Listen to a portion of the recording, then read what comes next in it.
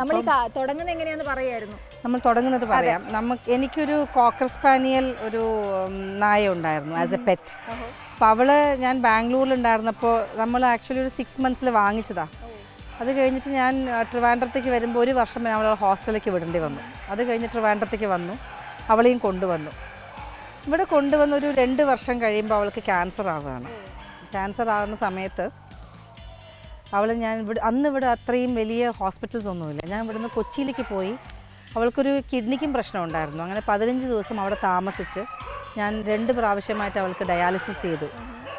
Dialysis ചെയ്തിട്ട് പിന്നീട് നമ്മൾ മനസ്സിലാക്കുന്നത് ഇവൾക്കൊരു ഒവേറിയൻ ക്യാൻസർ, വളരെ റെയറായിട്ടുണ്ടാകുന്ന ഒരു ക്യാൻസറാണ്.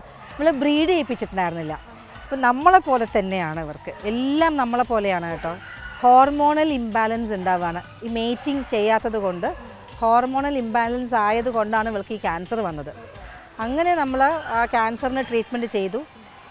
അതിൽ എനിക്ക് കിട്ടിയൊരു ഫിലോസഫിക്കൽ ആംഗിൾ എന്ന് പറയുന്നത്, എൻ്റെ അച്ഛൻ 2009 മരിക്കുക, ആദ്യമായിട്ട് ഞാൻ കാണുന്ന നാച്ചുറൽ ഡെത്ത്. അത് കഴിഞ്ഞിട്ട് 2017 ഇവള് മരിക്കുക. അപ്പോൾ അവളിങ്ങനെ നമ്മൾ ക്യാൻസറാന്ന് മനസ്സിലാക്കുന്നു. അപ്പോൾ നമ്മൾ കീമോ ചെയ്യേണ്ടെന്ന് വിചാരിച്ചു. അവൾക്ക് ബ്ലഡ് തീരെ ഉണ്ടായിരുന്നില്ല. അങ്ങനെ 2017 അവൾ നാച്ചുറലായിട്ട് മരിക്കാൻ ഒരുങ്ങുകയാണ്. അപ്പോൾ എൻ്റെ മോൻ ബാംഗ്ലൂരിൽ പഠിക്കുക. അപ്പോൾ ഞാൻ മോനെ വിളിച്ച് പറഞ്ഞു, നീ വന്നില്ലെങ്കിൽ നിന്നെ കാണാതെ അവൾ മരിക്കില്ല. അങ്ങനെ അവൻ 24-ാം തീയതി വരുന്നു.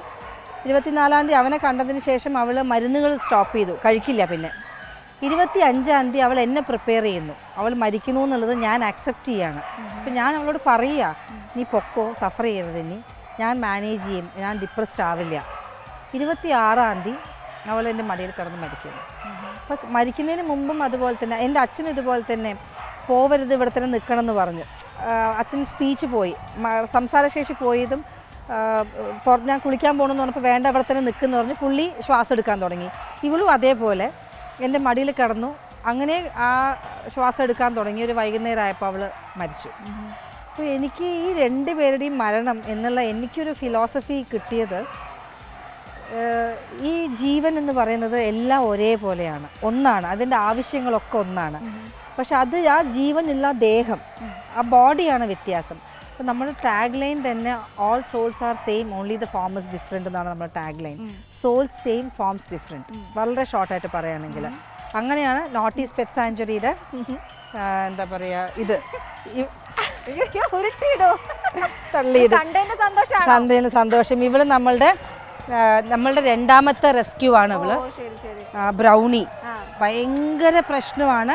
എന്നെ കണ്ടു കഴിയുമ്പോൾ എന്താ പറയാ, ഞാൻ കാണാതെ പോയ മതിലൊക്കെ ചാടി വരും എൻ്റെ അടുത്തേക്ക്. കുറച്ച് ഓടണം, കളിക്കണം. കേൾനേ ദോ സുധീർ, ഭയങ്കര ലവിങ് ആണ് ഇവള്. നമ്മുടെ തെരുവില്, പുത്തൻ തെരുവില്, നമ്മുടെ തെരുവിൽ ഒരു 5 മാസം പ്രായമായപ്പോൾ പ്രഗ്നൻ്റ് ആയി ഇവള്. അങ്ങനെ ചെറിയ കുട്ടിയല്ലേ, ആദ്യത്തെ ഹീറ്റിൽ തന്നെ പ്രഗ്നൻ്റ് ആയപ്പോൾ ഞാൻ വീട്ടിലെടുത്തു. അന്ന് നമുക്ക് ഈ ഷെൽട്ടറൊന്നുമില്ല. ഈ ബ്ലാക്കിയും ഇവളും ഒക്കെ നമ്മുടെ തെരുവിലെ വീട്ടിലാണ് നമ്മൾ എടുക്കുന്നത്. രമണി വാ, അവൾ സുസു ഒഴിക്കുന്നു പേടിച്ചിട്ട്. ശിശുപ്പുര ഭയമ്മ കൊന്തിക്ക് എടുത്തിക്കിട്ടാ കൊന്തി എടുത്തുകിട്ടാമോ ചുച്ച പിന്നെ ചുച്ച എന്തിക്കുമ്പോ എന്തൊക്കെ ഭയം എന്തൊക്കെ ഭയം. രമണി ഇവളുടെ വലിയൊരു കഥയാണ്. ഇവളെ ഞാൻ എടുക്കുന്നത് രാമചന്ദ്രപുരം മഠം, എവിടെ അറിയോ, ശിവമുഖ, കർണാടകയിൽ ശിവമുഖ എന്നൊരു സ്ഥലമുണ്ട്. അവിടെ നിന്ന് ഒരു 1.5-2 മണിക്കൂർ യാത്രയാണ് ഘാട്സിൻ്റെ മുകളിൽ രാമചന്ദ്രപുരം മഠം. അപ്പം മലയാളിയല്ല രമണി മലയാളിയല്ല. അപ്പോൾ ഇവള് രാമചന്ദ്രപുരം മഠത്തിൽ ഞാനൊരു ആർട്ട് മൂവി ചെയ്യാനായിട്ട് പോയതാണ്. ഞാൻ ഇറങ്ങിപ്പോയപ്പോൾ തന്നെ ഇവള് ഓടി വന്നു. ഇവൾക്ക് 2 കാല് സ്വാധീനമല്ല, ഈ കാല്, ആ 2 കാലും ഇങ്ങനെ ആട്ടിക്കൊണ്ട് ഓടി വന്നു. തോലെന്ന് പറഞ്ഞാൽ ഇവളുടെ റിബ്സൊക്കെ നമുക്ക് എണ്ണാൻ പറ്റും. അങ്ങനെ ബിസ്ക്കറ്റ് വാങ്ങിച്ചു കൊടുത്തു. അന്ന് കണ്ടപ്പോൾ തന്നെ ഞാൻ വിചാരിച്ചു ഇവള് മതിമറന്ന് ഉറങ്ങാറായി, കൊഞ്ചലാണ് കേട്ടോ. അപ്പോൾ അന്നെ കണ്ടപ്പോൾ ഞാൻ വിചാരിച്ചു ഞാൻ പോകുമ്പോൾ അവളെ കൊണ്ടുപോകുമെന്ന് വിചാരിച്ചു. അങ്ങനെ ഒരാഴ്ച അവിടെ ഉണ്ടായിരുന്നു. ഒരാഴ്ച അവൾ എൻ്റെ കൂടെ. ആദ്യത്തെ ദിവസം റൂമിലെ ഒരു കോർണറിൽ കിടന്നു. രണ്ടാമത്തെ ദിവസം അവിടെയുള്ള സെറ്റിയിൽ കിടന്നു. മൂന്നാമത്തെ ദിവസം എൻ്റെ കൂടെ റൂമിൽ ബെഡിൻ്റെ മുകളിൽ കിടന്നു. അങ്ങനെയാണിത്. ഒട്ടകത്തിൻ്റെ കഥയാണ് പുള്ളിയുടെ കഥ. അങ്ങനെ ഞാൻ വരുന്ന ദിവസം പാക്ക് ചെയ്യാ. അപ്പൊ ഇവളിങ്ങനെ ദയനീയമായിട്ട് എന്നെ നോക്കി നിൽക്കുക. അവൾക്ക് പലരും ഇങ്ങനെ വന്നു പോവുമല്ലേ. അപ്പൊ ഞാനും പോണു എന്നുള്ളൊരു രീതിയിൽ അവള് നിൽക്കുകയാണ് അവിടെ. ഇവൾക്ക് അറിയില്ലല്ലോ ഞാൻ അവളെ കൊണ്ടുപോകണം. ഞങ്ങളൊരു ബെഡ്ഷീറ്റിൽ ഇവളെ പൊതിഞ്ഞ് അവരടുത്ത് റിക്വസ്റ്റ് ചെയ്തിട്ട് അങ്ങനെ തന്നെ അവര് കാറിൽ ഇവർക്കൊരു മെഡിക്കൽ സർട്ടിഫിക്കറ്റ് ഒക്കെ ഉണ്ടാക്കി അവർ റിക്വസ്റ്റ് ചെയ്തപ്പോൾ ഡോക്ടർ തന്നു. അങ്ങനെ ഞാൻ റെയിൽവേ സ്റ്റേഷനിലേക്ക് വന്നു. എന്ത് ചെയ്താലും റെയിൽവേ സ്റ്റേഷനിൽ അയാൾ ആ വണ്ടിയിൽ കയറ്റാൻ സമ്മതിക്കില്ല. ഗാർഡ് ഉണ്ട് അവിടെ, പക്ഷേ അയാളും കൂടെ ഉണ്ടാവണം കയറ്റാനായിട്ട്. അറ്റൻഡർ അയാൾ നിൽക്കൂല. 12 മണിയുടെ ട്രെയിനാണ് ഞാൻ പോകും. അങ്ങനെ ഞാൻ ആ ട്രെയിൻ ക്യാൻസൽ ചെയ്ത് പ്രീപോണ്ട് ചെയ്ത് വേറെ ട്രെയിനിൽ ടിക്കറ്റ് എടുത്തു. എന്നിട്ട് ഇവളെ ഗാർഡ് റൂമിലാണ് വിട്ടത്. ഗാർഡ് റൂം ഭയങ്കര സങ്കടമാട്ടോ. ഞാൻ എപ്പോഴും വിചാരിക്കും ഇവർക്ക് മാത്രമായിട്ടൊരു കമ്പാർട്ട്മെൻറ്റോ അല്ലെങ്കിൽ നമുക്ക് കൂടെ ചെയ്യാനൊരു കമ്പാർട്ട്മെൻറ്റോ ഉണ്ടാവണം എന്ന് വിചാരിക്കും. അങ്ങനെ ഗാർഡ് റൂമിൽ എന്ന് പറയുമ്പോൾ ചെറിയൊരു ഇരുട്ട് പോലത്തെ ഒരു റൂമാണ്. അത് അവൾ കടന്നു. പക്ഷേ രാവിലെ 5 മണിക്ക് ഞാൻ ഓടി പോവുകയാണ് കേട്ടോ. ബാംഗ്ലൂർ എത്തിയപ്പോൾ ഇവിടെ ബാംഗ്ലൂരിലേക്കാണ് ആദ്യം കൊണ്ടുപോണത്. അപ്പോൾ ഗാർഡിൻ്റെ അടുത്ത് ചോദിച്ചു, ഇവിടെ നായ ഉണ്ടായിരുന്നോ? ഇവളുണ്ടല്ലോ, she allowed me to rescue her. ആരെങ്കിലും എന്നെ കൊണ്ടുപോയി രക്ഷിക്കില്ലേ എന്നൊരു മെന്റാലിറ്റി. എനിക്ക് തോന്നുന്നു ദൈവത്തിനോടൊക്കെ ഒരുപാട് പ്രാർത്ഥിച്ചിട്ടുണ്ടാവും അവള്. നോക്കവള് എൻജോയ് എന്ന്. അപ്പോൾ അങ്ങനെ അവളെ കൊണ്ട് ഇങ്ങനെ കുട്ടികളൊക്കെ റാപ്പ് ചെയ്യുന്ന പോലെ 1-2 ആൾക്കാർ വന്ന് നോക്കി. അവർക്ക് സംശയം നായ, പക്ഷെ കുട്ടികളെ പിടിക്കുന്ന പോലെ പിടിച്ചിരിക്കുന്നത് കൊണ്ട് നായയാണോ എന്നൊന്ന് അങ്ങനെ നോക്കാം. പിന്നെ മോനുണ്ടായിരുന്നു അപ്പോൾ ബാംഗ്ലൂരിൽ. മോൻ റീഹാബിലിറ്റേറ്റ് ചെയ്തു ഇവളെ. തീരെ ശക്തി ഉണ്ടായിരുന്നില്ല, ബ്ലഡ് ഉണ്ടായിരുന്നില്ല. അതിനുശേഷം നമ്മൾ ഒരു 3 മാസം കഴിഞ്ഞതിന് ശേഷം ഇവിടുന്ന് കാർ അയച്ച് കൂട്ടിക്കൊണ്ടു. ഓ ശരി. ഇപ്പൊ കാലൊക്കെ റെഡിയായി? ഇല്ല, കാല് അങ്ങനെ തന്നെ, പക്ഷെ ഹെൽത്ത് ഒക്കെ റെഡിയായി. കുഴപ്പമില്ല. പുള്ളിക്ക് നല്ല വയസ്സുണ്ട്. She is very happy. അങ്ങനെ നമ്മൾ രാമചന്ദ്രപുരത്ത് നിന്ന് റെസ്ക്യൂ ചെയ്തു. രാമചന്ദ്രപുരത്തെ രമണി. അങ്ങനെ രമണിയായി. പേര് വെക്കുന്നത് എങ്ങനെയാ? എന്താ ഇഷ്ടം? അങ്ങനെയൊന്നും ഇല്ല. ഇപ്പൊ കുറെ ആയപ്പോ എന്ത് വെക്കണം എന്ന് അറിയാതെ പ്രേക്ഷകരൊക്കെ പറയാം. നമുക്ക് ഞാൻ വിചാരിക്കും കുറെ റിവേഴ്സിന്റെ പേര്, മൗണ്ടൻസിന്റെ അങ്ങനെയൊക്കെ വെക്കണം. അങ്ങനെ ചെയ്യണം.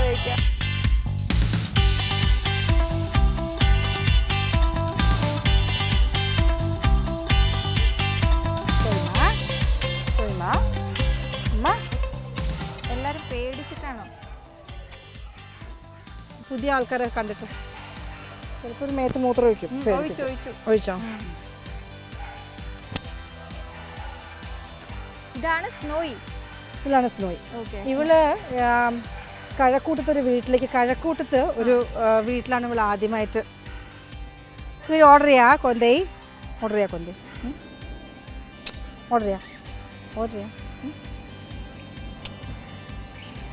സോ ഇവള് കഴക്കൂട്ടത്തിലൊരു വീട്ടിൽ കയറിയിട്ട് പ്രസവിച്ചിട്ട് അമ്മ എണീക്കുന്നില്ല എന്നുള്ളൊരു പോസ്റ്റാണ് ഫേസ്ബുക്കിൽ കാണുന്നത്. അങ്ങനെ ഞാനൊരു ആംബുലൻസ്, PMGക്ക് ആംബുലൻസ് ഉണ്ട്, ആംബുലൻസ് അറേഞ്ച് ചെയ്തു. PFAയിൽ ഒരു വോളണ്ടിയറും അറേഞ്ച് ചെയ്തിട്ട് അന്ന് ഞാൻ PFAക്ക് വോളണ്ടിയറിങ് ചെയ്തിട്ട് ഇവളെ എടുത്ത് നമ്മൾ കൊടപ്പനക്കുന്ന് കൊണ്ടുപോയി ബ്ലഡ് ട്രാൻസ്ഫ്യൂഷൻ ചെയ്തു. അവൾക്ക് നോക്കുമ്പോൾ ബ്ലഡ് ഉണ്ടായിരുന്നില്ല.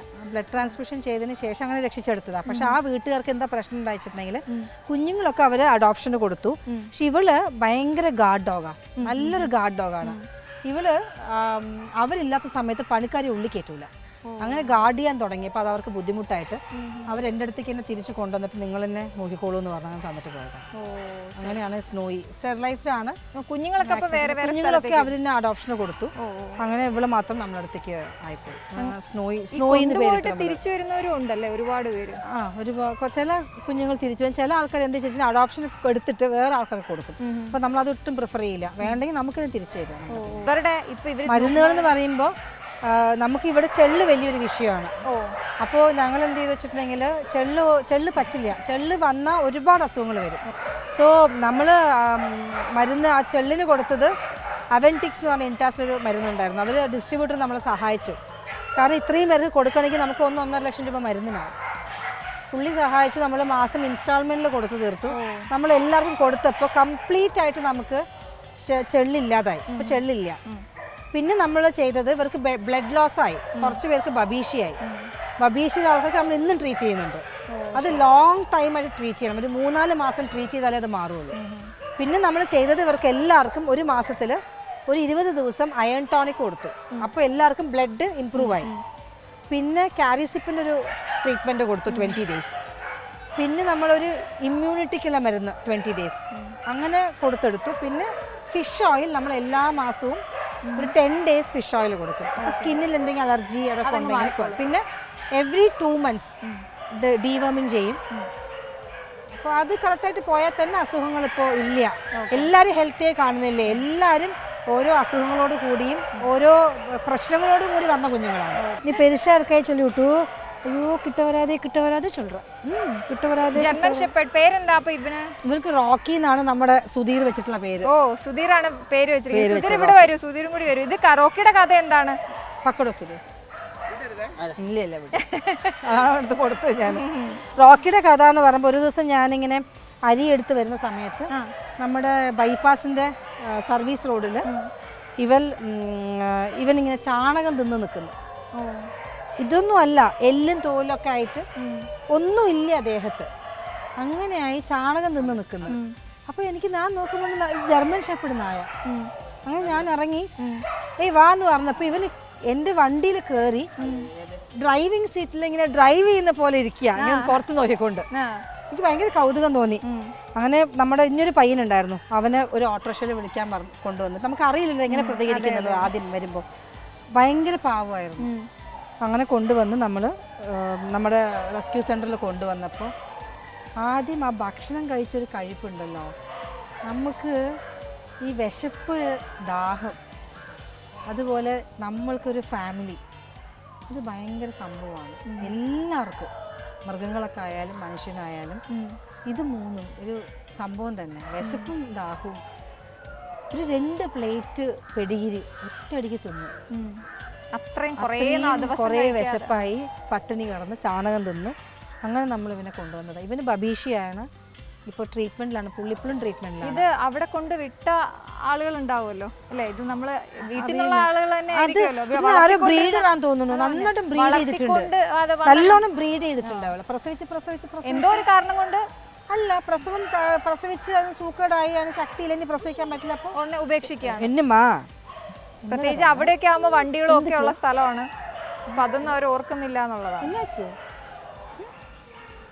ഈ കുറച്ചുകൂടിയൊക്കെ ഇതുപോലെ വലുതായ നായകളെ എടുക്കുന്നവരുണ്ടോ? ഇവൻ വലുതായിട്ടാണ് വന്നത്. ഞാൻ ഇവനെ കൊടുത്തില്ല, അഡോപ്ഷൻ ട്രൈ ചെയ്തില്ല. കാരണം എന്താ അറിയോ, ഇത് ഒരുപാട് ടോർച്ചർ കടന്നു പോയൊരു നായയാണ്. ഇനി ഒന്നുകൂടി അപ്പൊ തിരിച്ചും ഒരാളെടുത്ത് കൊടുത്ത്, അപ്പൊ ഇവിടെ ഹാപ്പിയാണ് പുള്ളി, നമ്മുടെ അടുത്ത് ഭയങ്കര സ്നേഹമാണ്, ഹാപ്പിയാണ്. അപ്പൊ തിരിച്ചൊരാളെടുത്ത് കൊടുത്ത് അതിന് തിരിച്ചും ആ ഒരു നമ്മൾ വിചാരിക്കുന്ന പോലെയല്ല അവർക്ക് ഇവരുടെ ഇമോഷൻസ്. ഇവർക്കൊരു ട്രോമയാണത്. അത് നമ്മൾ പല ആൾക്കാരും എൻ്റെ അടുത്ത് ചോദിക്കും, 3 വയസ്സായി, ഇപ്പം ഞങ്ങൾക്ക് വേണ്ട, എടുക്കുമോ? അപ്പം ഞാൻ അവരുടെ അടുത്ത് കൗൺസിൽ ചെയ്യാറുണ്ട്. നിങ്ങൾ വിചാരിക്കുന്ന പോലെ നിങ്ങളുടെ കുട്ടികളെ നിങ്ങൾ വേണ്ട എന്ന് പറഞ്ഞ് ഉപേക്ഷിക്കുമോ? ഇല്ല. അതേപോലെ അതിൻ്റെ ഒരു പടി കൂടുതലാണ് ഇവർക്ക് നമ്മളോടുള്ള സ്നേഹം. നിങ്ങൾ വേണ്ടാന്ന് പറഞ്ഞ് ഉപേക്ഷിക്കുമ്പോൾ അവർക്ക് അറിയുന്നില്ല എന്തുകൊണ്ടാണ് അവർ നമ്മൾ ഉപേക്ഷിച്ചത്, എന്തുകൊണ്ട് പെട്ടെന്ന് എനിക്കൊരു ഫാമിലി ഇല്ലാതായി. നമുക്കൊരു ഫാമിലി ഇല്ലാതാവുമ്പോൾ ഒരു അവസ്ഥയുണ്ടല്ലോ, അതേപോലെ ഒരു മെൻ്റൽ ട്രോമയിലൂടെ അവർ കടന്നു. അതുകൊണ്ട് ഞങ്ങൾ പിന്നെ അഡോപ്ഷൻ ട്രൈ ചെയ്തിട്ടേ ഇല്ല. മാത്രമല്ല അവന് ബബീഷിയാണ്. അപ്പോൾ കണ്ടിന്യൂസ് ട്രീറ്റ്മെൻറ്റിൻ്റെ ആവശ്യമുണ്ട്. നമുക്ക് ബ്ലഡിൻ്റെ മരുന്ന് കൊടുക്കണം, അങ്ങനെ ഒരുപാട്. ഇപ്പോൾ അതുകൊണ്ട് പിന്നെ നമ്മൾ ട്രൈ ചെയ്തിട്ടില്ല അഡോപ്ഷൻ. തെരുവുനായ ശല്യത്തിൻ്റെ കാര്യം ഞാൻ പറഞ്ഞല്ലോ, പലയിടത്തും കുട്ടികൾക്കൊക്കെ കടിയേറ്റിട്ട് ഭയങ്കര ആശങ്കയൊക്കെ നിലനിൽക്കുന്ന സമയമുണ്ട്. എങ്ങനെ നമുക്ക് അതിനെ ഒന്ന് ഓക്കെ ആക്കാം, അല്ലെങ്കിൽ ഗവൺമെൻറ്റിനോട് വെക്കാൻ പറ്റുന്നൊരു പ്രപ്പോസൽ താങ്കളുടെ എന്തായിരിക്കും? അതിവിടെ ഇല്ല എന്നുള്ളത് ഉറപ്പാണ്. അങ്ങനെ ഒരു സുരക്ഷിതത്വം അവർക്കോ നമുക്കോ ഇല്ല എന്നുള്ളത് ഉറപ്പാണ്. കാരണം ദിവസവും നമ്മൾ ഈ വാർത്തകൾ ഇങ്ങനെ കേട്ടുകൊണ്ടേയിരിക്കുകയാണ്. ചെറിയ കുഞ്ഞുങ്ങളെയൊക്കെ പട്ടികൾ കടിക്കുന്നതൊക്കെ നമ്മൾ. ഞാൻ പറയുന്നത് ഒറ്റപ്പെട്ട സംഭവങ്ങളാണ്. ഈ ഇപ്പം ഞാൻ 10 വർഷമായി, എനിക്കും കടിയൊക്കെ കൊണ്ടിട്ടുണ്ട് കേട്ടോ. അത് നമ്മൾ അവർ ഫ്രണ്ട്ലി അല്ലാത്ത കുഞ്ഞുങ്ങളെ പിടിക്കുമ്പോൾ തിരിഞ്ഞൊരു കടി കടിക്കും. അപ്പം നമ്മൾ ചെയ്യുന്നത് ആദ്യമേ 4 ഇഞ്ചക്ഷൻസ് നമ്മളെടുക്കും. ബിഫോർ ബൈറ്റ്, എക്സ്പോഷറിന് മുമ്പുള്ള ഇഞ്ചക്ഷൻ നമ്മളെടുക്കും. എന്ന് വെച്ചിട്ട് നമ്മൾ കടി കിട്ടിയാൽ ഇഞ്ചക്ഷൻ എടുക്കാൻ പാടില്ല. ഇതൊരു ഭയങ്കര അവയർനെസ്, എല്ലാവരും അറിയേണ്ട ഒരു കാര്യമാണിത്.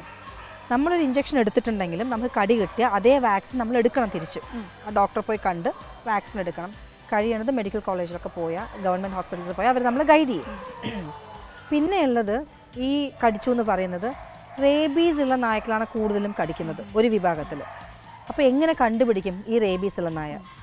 അവിടെയാണ് ഫീഡേഴ്സിൻ്റെ ഒരു കാര്യം വരുന്നത്. നമ്മൾ ഫീഡിങ്ങിന് പോകുമ്പോൾ ഈ ആൾക്കാർ ഇതൊന്നും അറിയാതെ നമ്മൾ ഒരുപാട് വഴക്ക് പറയും. പക്ഷെ നമ്മൾ ഫീഡിങ്ങിന് പോകുമ്പോൾ ഇപ്പോൾ ഞങ്ങൾക്ക് ഫീഡിങ് ഉണ്ടായിരുന്നു, ഈ നമ്മൾ കോവിഡിൻ്റെ സമയത്ത് തുടങ്ങിയതാണ്. ഇപ്പോൾ അടുത്ത കാലത്താണ് നിർത്തിയത്. ആ ഫീഡിങ്ങിന് പോകുമ്പോൾ ഞാൻ 10 കിലോമീറ്റർ റേഡിയസിൽ 20 പോയിന്റിലാണ് ഞാൻ ഫീഡിങ് ചെയ്യുന്നത്. ആ ഫീഡിങ്ങിലുള്ള ഓരോ കുട്ടികളെയും എനിക്കറിയാം. ടൈഗർ ഇപ്പം അടുത്തിടെ മരിച്ചു. ഈ ടൈഗർ എന്ന് പറഞ്ഞൊരു നായ വെട്ടിമൂർച്ചാൻ കോട്ടയ്ക്കടുത്തുള്ള ബസ് സ്റ്റാൻഡിലുള്ളൊരു നായയാണ്. അവൻ്റെ അവസാന നിമിഷത്തിൽ അവൻ എൻ്റെ അടുത്തേക്ക് വന്ന് പെട്ടു എന്നുള്ളതാണ്. ആ ഒരു അറ്റാച്ച്മെൻറ്റ് നമുക്ക് അവരോടുണ്ടാവും. അപ്പം നമ്മൾ ടൈഗർ എന്ന് വിളിക്കുമ്പോൾ ഓടി വരും. രാത്രി ഒറ്റയ്ക്കാണ് ഞാൻ ഭക്ഷണം കൊടുക്കാൻ പോകുന്നുണ്ടെങ്കിൽ ഒരു പോയിന്റിൽ നിന്ന് ഒരു പോയിന്റിലേക്ക് അവൻ എനിക്ക് എസ്കോട്ട് വരും. ഞാൻ കാറിൽ കയറി പോയതിന് ശേഷമാണ് തിരിച്ചു പോകുക. അപ്പോൾ ഇവർ നമുക്ക് മോണിറ്റർ ചെയ്യാൻ പറ്റും. അതിലെന്തെങ്കിലും ഒരു അസുഖമുണ്ടെന്ന് തോന്നുകയാണെങ്കിൽ അങ്ങനെ ഒരാളുണ്ട്, ഞാൻ കാണിച്ചു തരാം. നമുക്ക് ഐസൊലേറ്റ് ചെയ്യാൻ പറ്റും, ട്രീറ്റ്മെൻറ്റ് ചെയ്യാൻ പറ്റും. അപ്പോൾ ഒരു റേബീസ് ആണ് നമുക്ക് ഡൗട്ട് തോന്നുകയാണെങ്കിൽ നമുക്ക് അവരെ ഐസൊലേറ്റ് ചെയ്യാൻ പറ്റും. ബാക്കിയുള്ളവരെ എല്ലാവർക്കും നമുക്ക് വാക്സിനേറ്റ് ചെയ്യാൻ പറ്റും.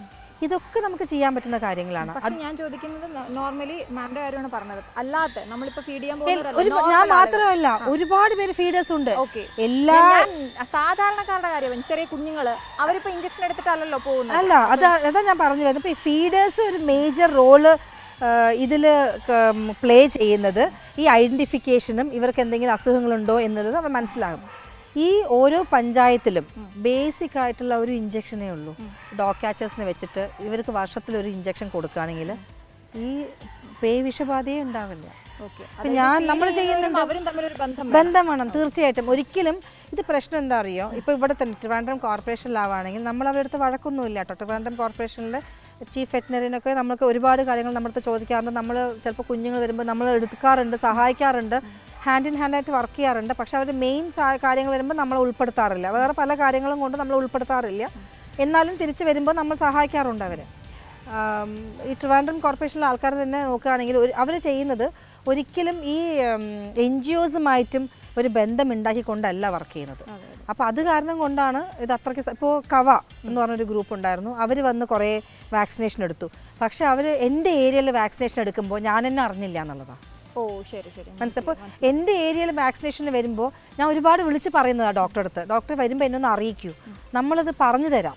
അപ്പോൾ എൻ്റെ ഏരിയയിൽ വാക്സിനേഷൻ വരുമ്പോൾ അവർ ഒറ്റ പ്രാവശ്യം വന്നാൽ എല്ലാവരെയും കിട്ടില്ല. ഇത് ഭയങ്കര കമ്മ്യൂണിക്കേഷൻ അവർക്ക്. ആ പിടിക്കാൻ വരുന്ന വണ്ടി കണ്ടാൽ ഇവർക്ക് അറിയാം. അപ്പോൾ ഇവർ ഒരു തരത്തിലാണ് സംസാരിക്കുക. ഒരു സൗണ്ട് ഉണ്ടാക്കുമ്പോൾ ബാക്കി എല്ലാവരും ഒളിഞ്ഞു പോയി എവിടെയെങ്കിലും ഇരിക്കും. പക്ഷെ നമ്മളുടെ കൂടെ വർക്ക് ചെയ്യുമ്പോൾ ഫ്രണ്ട്ലി ആയിട്ടുള്ള ആൾക്കാർ നമുക്ക് പിടിച്ചു കൊടുക്കാൻ പറ്റും. അതല്ലെങ്കിൽ ഇപ്പോൾ ഒരു 5 ഒരു 11 പേര് അല്ലെങ്കിൽ ഒരു 5 പേരുള്ള സ്ഥലത്ത് വരികയാണെങ്കിൽ 2 പേരെ കിട്ടിയ ഇനി 3 പേരുണ്ട്. അപ്പോൾ തിരിച്ച് 2ാം പ്രാവശ്യം വരേണ്ടി വരും. ഒരു എഫേർട്ട് എടുക്കണം ഇതിന്.